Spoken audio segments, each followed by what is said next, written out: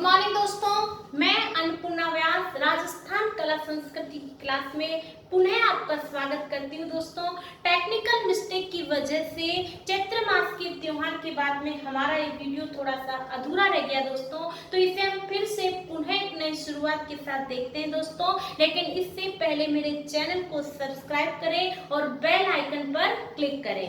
तो दोस्तों, चैत्र मास के त्योहार के बाद में देखेंगे दोस्तों हम बैसाख माह के त्योहार।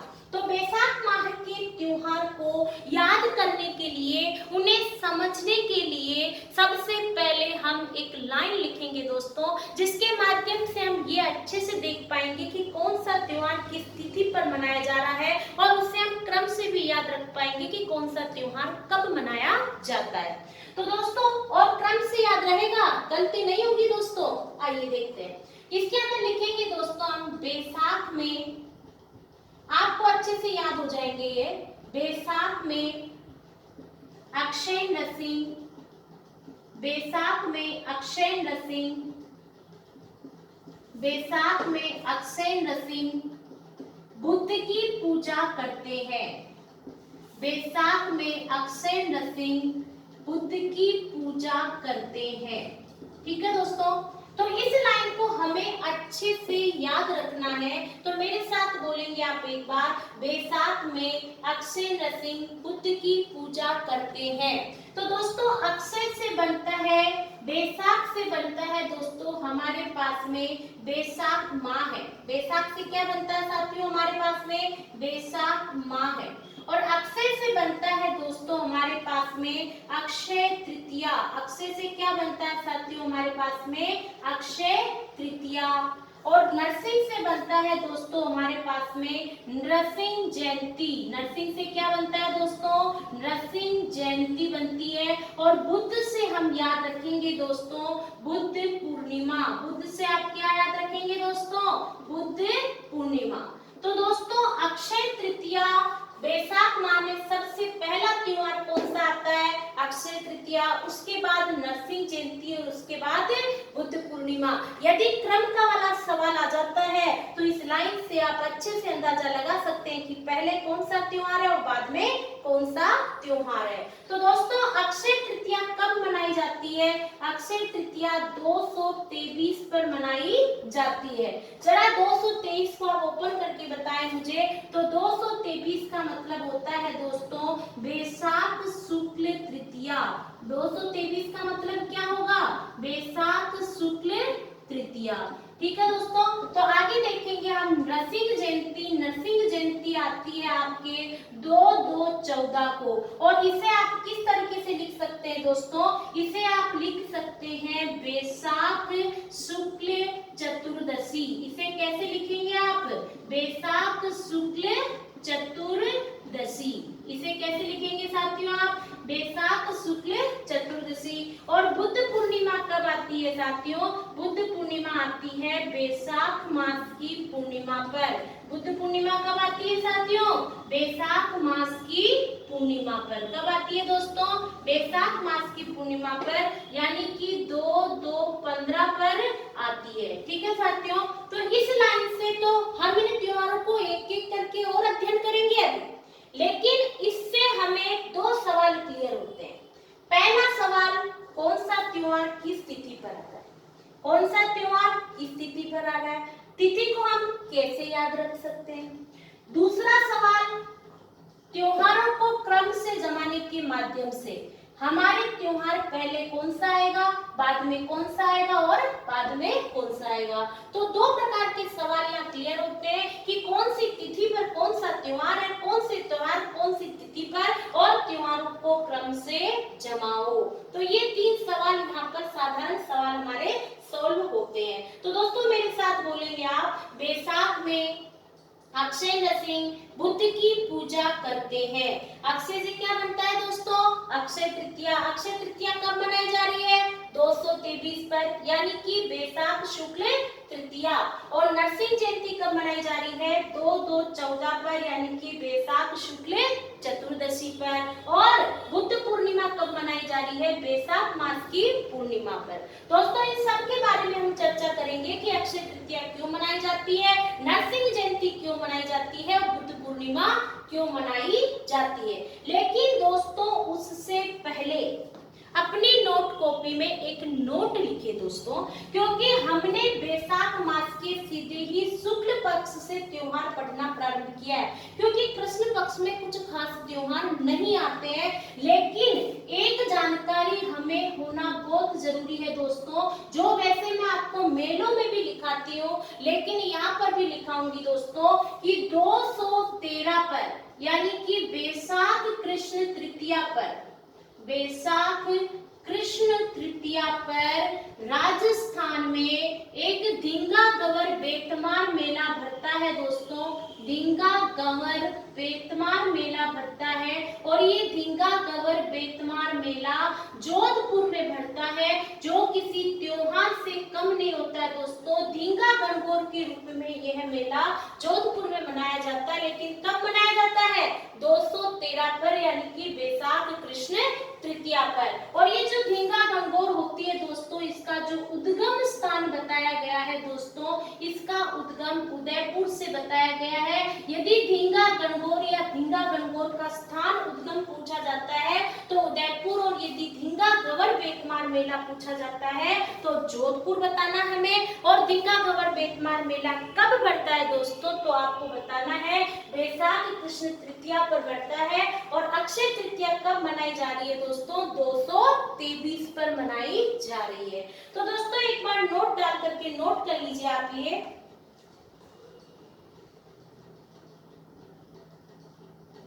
ठीक है दोस्तों, मैं उम्मीद करती हूँ यहाँ तक आपको समझ में आया होगा दोस्तों।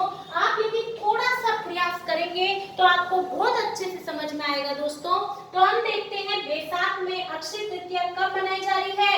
223 पर मनाई जा रही है। नरसिंह जयंती कब मनाई जा रही है दोस्तों? 2/2/14 पर मनाई जा रही है। बुद्ध पूर्णिमा कब मनाई जा रही है? बैसाख मास की पूर्णिमा पर मनाई जा रही है। ठीक है दोस्तों, तो अब चलते हैं अपन आगे। आप थोड़ा सा पेशेंस रखें दोस्तों, हमारे पास में सभी टॉपिक्स के अच्छे अच्छे नोट्स अवेलेबल हैं, उन्हें हमें अच्छे से अध्ययन करना है। आगे देखते हैं अपन अक्षय तृतीया। अक्षय तृतीया, अक्षय तृतीया दोस्तों सबसे पहली बात कब आती है? 223 पर। 223 का मतलब क्या होता है साथियों? बैसाख शुक्ल तृतीया पर। 223 कब आती है दोस्तों? बैसाख शुक्ल तृतीया पर आती है।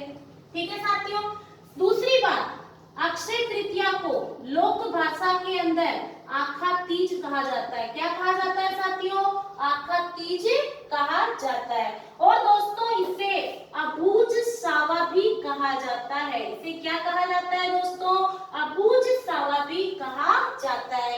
इसे अबूझ सावा क्यों कहते हैं दोस्तों?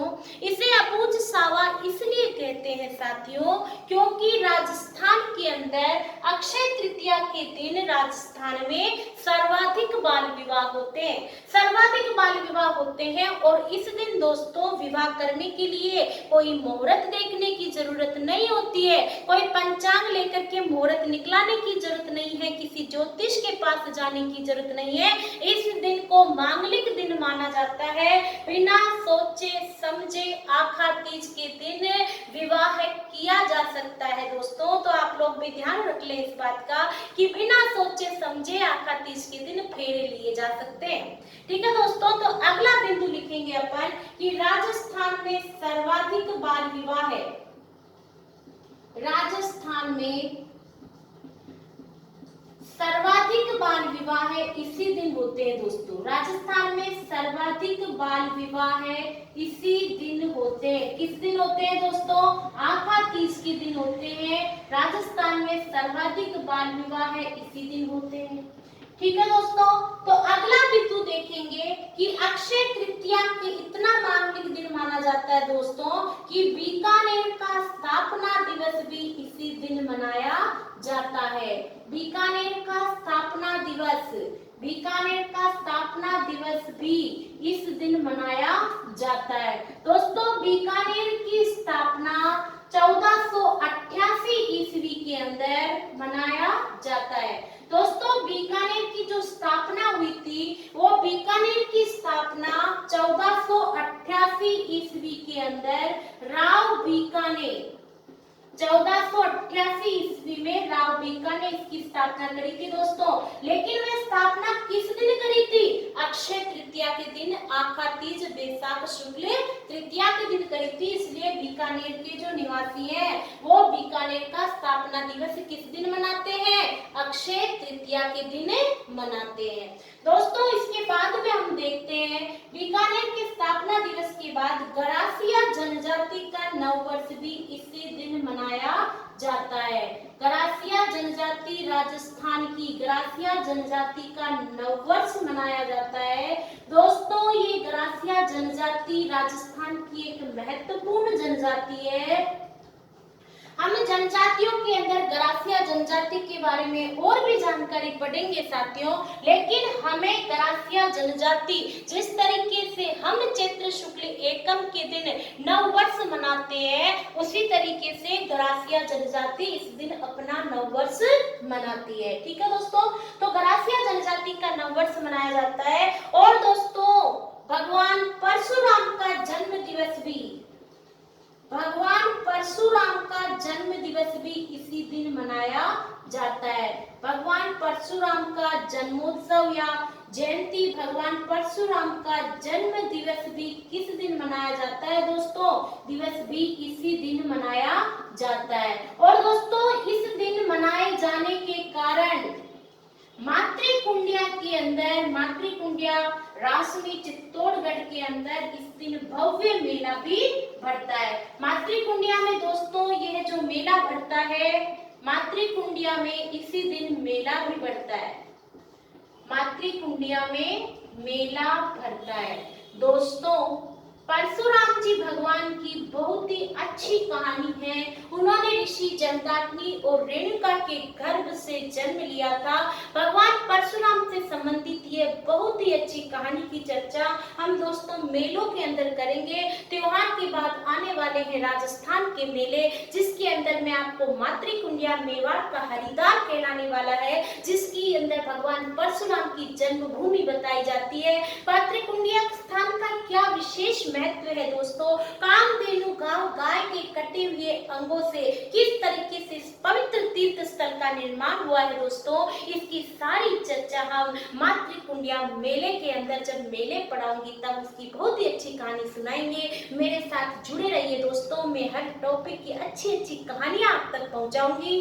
तो दोस्तों भगवान परशुराम का जन्म दिवस भी इस दिन मनाया जाता है। मातृकुंडिया में मेला भी इसी दिन भरता है। तो अक्षय तृतीया कब मनाई जा रही दोस्तों? बैसाख शुक्ल तृतीया पर मनाई जा रही है। आखा तीज और अबूझ सावा यानी बिना सोचे समझे विवाह कर सकते हैं। राजस्थान में सर्वाधिक बाल विवाह भी इसी दिन होते हैं। बीकानेर का स्थापना दिवस भी इस दिन मनाया जाता है। और 1488 ईस्वी में राव बीका ने गरासिया जनजाति का नववर्ष भी इस दिन मनाया जाता है। और भगवान परशुराम का जन्म दिवस भी इसी दिन मनाया जाता है। दोस्तों उम्मीद करती हूँ आपको समझ में आ रहा होगा और हमें लगातार प्रयास करते रहना है दोस्तों, क्योंकि वो कहते हैं ना, जो मुस्कुरा रहा है उसे जरूर दर्द ने पाला होगा। जो मुस्कुरा रहा है उसे जरूर दर्द ने पाला होगा। जो चल रहा है उसके पैर में जरूर छाला होगा। बिना मेहनत के तक तो ताज नहीं मिलता यारो, बिना मेहनत के तक तो ताज नहीं मिलता यारो। जो दिया जल रहा है तिल तिल, जो दिया जल रहा है तिल तिल, उसी दिए में उजाला होगा। तो दोस्तों हमें लगातार एक जोश और जुनून के साथ अध्ययन करना है। आगे चलते हैं दोस्तों हम, तो अक्षय तृतीया के बाद में हम देखते हैं। उम्मीद करती हूँ दोस्तों आप लोगों ने इसे नोट कर लिया होगा अच्छे से। आगे देखते हैं दोस्तों अपन नरसिंह जयंती, भगवान नरसिंह के अवतार के बारे में एक छोटी सी चर्चा करेंगे साथियों अब हम। तो आप अगला टॉपिक डाल लीजिए नरसिंह जयंती। अगला टॉपिक लिखेंगे दोस्तों हम नरसिंह जयंती, नरसिंह जयंती। ठीक है दोस्तों, तो नरसिंह जयंती जो मनाई जाती है दोस्तों, ये मनाई जाती है 2/2/14 पर मनाई जाती है।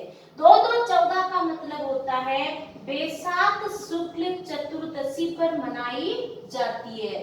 बैसाख शुक्ल चतुर्दशी पर यह मनाई जाती है। क्या मनाई जाती है दोस्तों? नरसिंह जयंती मनाई जाती है। यह नरसिंह अवतार इस दिन किसका अवतार हुआ था? नरसिंह अवतार हुआ था। और यह किसके अवतार कहलाते हैं दोस्तों? ये भगवान विष्णु के अवतार कहलाते हैं। किसके अवतार कहलाते हैं दोस्तों? भगवान विष्णु के अवतार कहलाते हैं। नरसिंह भगवान किसके अवतार कहला रहे दोस्तों? भगवान विष्णु के अवतार कहला रहे हैं। इन्होंने किसके लिए लिया था? भक्त प्रहलाद की रक्षा करने के लिए इन्होंने अवतार लिया था। भक्त प्रहलाद की रक्षा करने के लिए इन्होंने अवतार लिया था। दोस्तों आप जानते हैं भगवान नरसिंह का नाम नरसिंह क्यों रखा गया है? क्योंकि भगवान नर और सिंह दोनों के सम्मिश्रण के रूप के अंदर अवतरित हुए थे दोस्तों। भगवान विष्णु ने नरसिंह अवतार क्यों लिया था दोस्तों? क्योंकि हिरण्यकश्यप नाम के दानव को भगवान ब्रह्मा ने आशीर्वाद वरदान दिया था कि ना तो तुम्हें नर मार सकेगा, ना ही दानव मार सकेगा, ना तुम्हारी मृत्यु पाताल में होगी, ना ही पृथ्वीलोक पर, ना आकाश में होगी। तुम्हारा न तो तुम्हें अस्त्रों से मारा जाएगा, न तुम्हें शस्त्रों से मारा जाएगा, न तुम्हें दिन में मारा जाएगा, न तुम रात में मारे जाओगे। ऐसा वरदान हिरण्यकश्यप के पास प्राप्त था दोस्तों। और जब हिरण्यकश्यप के घर में भक्त प्रहलाद के रूप में भगवान विष्णु के भक्त का जन्म होता है, तो हिरण्यकश्यप जब भक्त प्रहलाद को मारने का प्रयास करते हैं, तब भगवान नरसिंह का अवतार होता है। भगवान नरसिंह उन्हें ना तो नर रूप में आए हैं, ना दानव रूप में आए हैं, सिंह और नर के मिक्स रूप में अवतरित हुए हैं। भगवान नरसिंह ने उन्हें संध्या समय में मारा था, ना दिन में मारा था, ना रात में मारा था। भगवान नरसिंह ने उन्हें अपनी जांघ के ऊपर गर्दन रख करके मारा था, ना तो पृथ्वी पर, ना आकाश में, ना पाताल में मारा था। भगवान नरसिंह ने अपने नखुनों से उनका वध किया था, ना अस्त्रों से मारा था, ना शस्त्रों से मारा था। तो दोस्तों भगवान नरसिंह ने विष्णु भगवान के अवतार है, जिन्होंने भक्त प्रहलाद की रक्षा करने के लिए अवतार लिया। यानी भगवान अपने भक्तों की रक्षा के लिए पृथ्वीलोक पर जरूर आते हैं। और यदि कोरोना का दौर बढ़ता रहा तो अवश्य भगवान एक अवतरित रूप में, किसी आत्मा के रूप में हम सब की रक्षा के लिए कोई न कोई उपाय जरूर करेंगे दोस्तों। तो हमें डरना नहीं है, हमें जोश और उम्मीद से काम लेना है साथियों। तो आगे चलते हैं दोस्तों, अपन नरसिंह जयंती के बाद देखते हैं दोस्तों हम बुद्ध पूर्णिमा। दोस्तों बुद्ध पूर्णिमा भगवान बुद्ध के जन्म दिवस के रूप में या भगवान बुद्ध कहा जाता है। इस दिन भगवान बुद्ध को पीपल के वृक्ष के नीचे, भगवान बुद्ध को पीपल के वृक्ष के नीचे, पीपल के वृक्ष के नीचे ज्ञान की प्राप्ति हुई थी। पीपल के वृक्ष के नीचे किसकी प्राप्ति हुई थी दोस्तों? ज्ञान की प्राप्ति हुई थी। पीपल के वृक्ष के नीचे ज्ञान की प्राप्ति हुई थी, इसलिए भगवान बुद्ध के रूप के जन्मोत्सव के रूप में बुद्ध पूर्णिमा मनाई जाती है दोस्तों। तो यहाँ पर दोस्तों बैसाख माह के त्योहार संपन्न होते हैं। बैसाख में अक्षय नरसिंह बुद्ध की पूजा करते हैं। हमें 2 लाइनें याद रखनी है, जिससे चैत्र और बैसाख माह के त्योहार गलत नहीं होंगे। हम ऐसे ही 12 ही महीनों के त्योहारों को बड़े अच्छे से याद करेंगे दोस्तों। चैत्र में धूल से भैया का सीन गम में बदल गया। बैसाख में अक्षय नरसिंह बुद्ध की पूजा करते हैं। हमने आपसे सभी त्योहारों की डिटेल में चर्चा करी है और कौन सा त्योहार किस तिथि पर मनाया जाता है और उन्हें क्रम में कैसे याद रखना है, ये सारी चर्चा मैंने आपसे करी है दोस्तों। तो मेरे चैनल को सब्सक्राइब करें दोस्तों और इसे ज्यादा से ज्यादा शेयर करें दोस्तों, ताकि मैं भी आपके पास में अच्छे वीडियो पहुंचा सकूं दोस्तों। तब तक अपना ध्यान रखें और सुरक्षित रहें। राधे राधे, कृष्णा, जय हिंद, जय भारत, धन्यवाद।